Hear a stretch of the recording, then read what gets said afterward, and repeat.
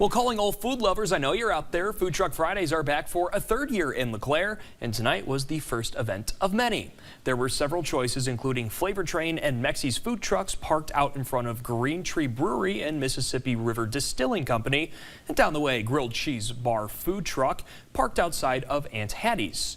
KWQC spoke with some of those who attended the first event of the season, and they shared how trying these food trucks is a good way to spend the holiday weekend.